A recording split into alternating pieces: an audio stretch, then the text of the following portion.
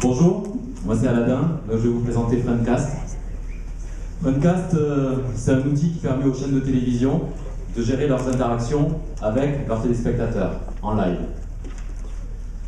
Alors, pour les plus jeunes d'entre vous, peut-être que vous avez déjà regardé la télévision comme ça, mais maintenant, la télé, elle se consomme comme ça.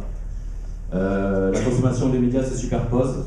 On consomme du web en même temps qu'on consomme de la télé, et bientôt on va consommer du web dans sa télé. Donc c'est pour ça qu'il y a des millions de messages qui sont échangés chaque jour sur les programmes en live. Et voilà, par rapport à cette problématique-là, c'est-à-dire la problématique de tous ces échanges qui sont réalisés autour de leur programme, les chaînes s'accordent, donc c'est tout récent, là on voit c'est du 19 octobre, elles s'accordent pour bloquer des éditeurs tiers qui permettraient justement les interactions sur leur programme au travers de la télé connectée, de Google TV, voilà.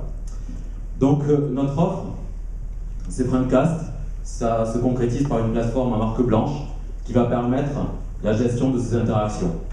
C'est une offre qui est compatible web, pour être intégrée au portail web, et HbbTV pour être intégrée sur de la télé connectée, de la Google TV.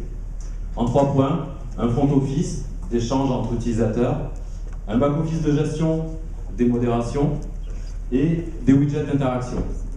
Alors concrètement, là on le voit sur le portail web de TF1 ou le portail web de France 2 avec Lionel Chamoulot. Donc vous avez les interactions front office entre utilisateurs. En haut, vous voyez le message de la chaîne qui correspond en fait aux fonctionnalités que vous retrouvez à droite, qui sont gérées par le back-office. Donc ça, c'est des widgets de fonctionnalités qu'on push dans la room qui est dédiée au programme. Donc là, il y a des interactions en live sur le programme en cours. Donc par exemple, un widget qui permet de poser une question à un sportif à la mi-temps. Voilà, la meilleure question est sélectionnée, etc. C'est un exemple de fonctionnalité. Voilà notre modèle économique. Donc il est à 2 niveaux. Location de la plateforme et développement spécifique. Location de la plateforme avec du pay-as-you-go, c'est-à-dire que vous avez du fixe qui vous permet d'accéder à la plateforme et ses fonctionnalités de base, et ensuite un variable sur le niveau de flux que vous générez sur votre plateforme. Des développements spécifiques pour faire en sorte qu'un TF1 n'ait pas forcément les mêmes fonctionnalités de la même plateforme qu'un France 2, avec bien sûr de la personnalisation de l'interface et du développement de fonctionnalités qui répondent aux problématiques de la chaîne en question avec son audience et ses programmes. Le marché, c'est les chaînes télé numériques au sens large, 118 chaînes en France, plus de 700 chaînes au niveau européen, plus de 1000 chaînes au niveau US. En clair, ce sont les marchés qu'on cible. 2 cibles principales, les chaînes historiques à forte audience et des chaînes avec un niveau d'audience un peu plus faible, mais qui proposent un fort taux de programmes avec des diffusions live. Bon, si on veut prendre un exemple concret, par exemple du direct 8, où il y a pas mal d'interactions.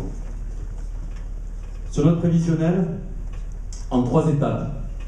Première année, développement de la plateforme et développement commercial sur la France. Deuxième année, développement sur le marché européen au niveau commercial. Et 3e année, on cible le marché US.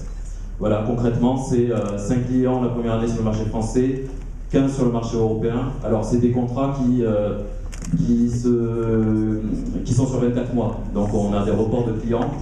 Et 50 clients la 3e année. Voilà, avec 15 sur le marché US. Donc, pour nous permettre d'atteindre ça, alors notamment un équilibre qui apparaît la 3e année, on a besoin de financement. En gros, 300 000 € pour les postes principaux qui sont le commercial, 100 000 € pour nos premiers clients, et surtout la plateforme technique, 200 000 € pour la développer. On a d'autres coûts, comme par exemple un besoin en fonds de roulement de l'ordre de 150 000 € qu'on souhaite se faire financer ensuite par la banque quand on aura nos premiers clients.